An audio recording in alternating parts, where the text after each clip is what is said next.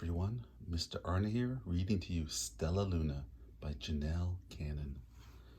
I love this author. She writes books about all sorts of animals that a lot of us think are a little bit disgusting or heinous or undesirable. And she turns them into the most amazing little stories. So I hope you enjoy this one about a bat. Here we go. It goes like this. In a warm and sultry forest far, far away, there once lived a mother fruit bat and her new baby. Oh, how Mother Bat loved her soft, tiny baby. I'll name you Stellalune, she crooned. And each night Mother Bat would carry Stellalune clutched to her breast as she flew out to search for food. Here we go. One night, as Mother Bat followed the heavy scent of ripe fruit, an owl spied her. And on silent wings, the powerful bird swooped down upon the bats, and dodging and shrieking, Mother Bat tried to escape, but the owl struck again and again, and knocking Stellalune into the air, and her baby wings were as limp and useless as wet paper, and down, down she went faster and faster into the forest below. The dark, leafy tangle of branches caught Stellalune as she fell, and one twig was small enough for Stellalune's tiny feet. Wrapping her wings about her, she clutched the thin branch, trembling with cold and fear. "Mother!" Stellalune squeaked. "Where are you?" And by daybreak, the baby bat could hold on no longer, and down, down she dropped. Floop! Stellalune landed headfirst in a soft, downy nest, startling the three baby birds who lived there. Stellalune quickly clambered from the nest and hung out of sight below it. She listened to the babble of the three birds. "What was that?" cried Flap. "I don't know, but it's hanging by its feet," chirped Flitter. "Shh, here comes Mama," hissed Pip. And many, many times that day, Mama Bird flew away, always returning with food for her babies. Stellalune was terribly hungry, but not for the crawly things Mother Bird brought. Finally, though, the little bird could bear it no longer. She climbed into the nest, closed her eyes, and opened her mouth, and plop! In dropped a big green grasshopper. Stellalune learned to be like the birds, and she stayed awake all day and slept at night. She ate bugs even though they tasted awful. Her bat ways were quickly disappearing, except for one thing. Stella still liked to sleep hanging by her feet. Once, when Mama was away, the curious baby birds decided to try it too. And when Mama Bird came home, she saw 8 tiny feet gripping the edge of the nest. "Eek!" she cried. "Get back up here this instant! You're going to fall and break your necks!" And the birds clambered back into the nest, but Mama Bird stopped Stellalune. "You are teaching my children to do bad things. I will not let you back into this nest until you promise to obey all the rules of this house." And Stellalune promised. She ate bugs without making faces. She slept in the nest at night, and she didn't hang by her feet.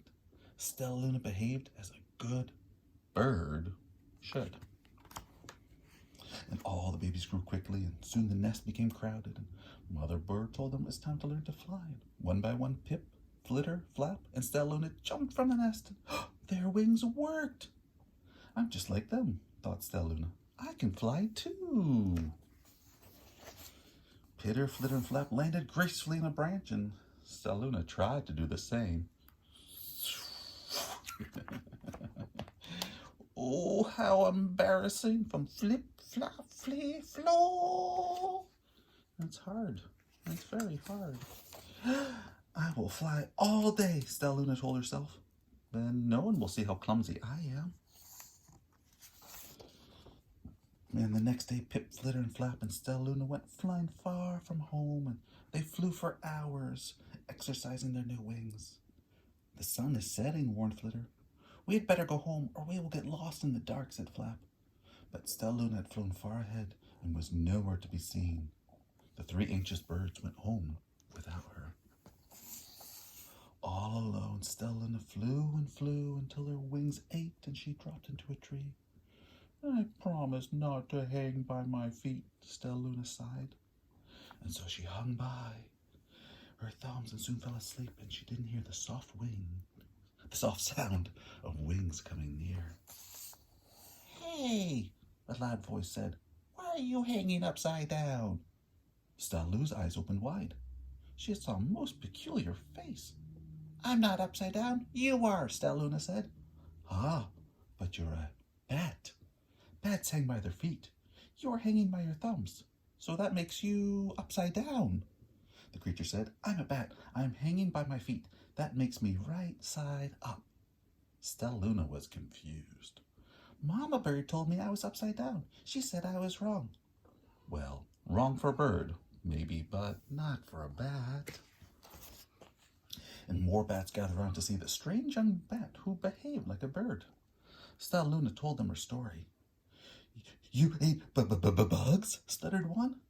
You slept at night? Gasped another. Oh, very strange, they all murmured. And, wait, let me look at this child. A bat pushed her way through the crowd. An owl attacked you? She asked. Sniffing Stellalune's fur, she whispered, Oh, you are Stellalune. You are my baby. You escaped the owl, cried Stellalune. You survived. Yes, said Mother Bat, as she wrapped her wings around Stellalune. Come with me, and I'll show you where to find the most delicious fruit. You'll never have to eat another bug as long as you live. But it's nighttime, Stellalune squeaked. We can't fly in the dark, or we will crash into trees. We're bats, said Mother Bat. We can see in the darkness. Come with us. Stellalune was afraid, but she let go of the tree, and she dropped into the deep blue sky, and Stellalune could see. She felt as though the rays of light shone from her eyes. She was able to see everything in her path. And soon the bats found a mango tree, and Stellalune ate as much of the fruit as she could hold. I'll never eat another bug as long as I live, cheered Stellalune as she stuffed herself full. I must tell Pip, Flitter, and Flap. And the next day, Stellalune went to visit the bird. Come with me and meet my bat family, said Stellalune. Okay, let's go, agreed Pip. They hang by their feet, and they fly at night, and they eat the best food in the world, Stellalune explained to the birds on the way. And as the birds flew among the bats, Flap said, I feel upside down here. So the birds hung by their feet. Wait until dark, Stellalune said excitedly. We will fly at night. And when night came, Stellalune flew away. Pip, Flitter, and Flap leapt from the tree to follow her. I can't see a thing, yelled Pip. Neither can I, howled Flitter. Aye! Shrieked Flap. Oh, they're going to crash, gasped Stellalune. I must rescue them. And Stellalune swooped about, grabbing her friends in the air, and she lifted them to a tree, and the birds grasped a branch, and Stellalune hung from a limb above them. We're safe, said Stellalune. And then she sighed. I wish you could see in the dark, too. We wish you could land on your feet, Flitter replied. Pip and Flap nodded. They perched in silence for a long time. And how can we be so different and feel so much alike, mused Flitter. And how can we feel so different and be so much alike? I think this is quite a mystery, Flap chirped. I agree, said Stellalune, but we're friends, and that's a fact. And that is the end of Stellalune, a wonderful book here by Janelle Canon. Hope to see you all very, very soon. Bye, everyone.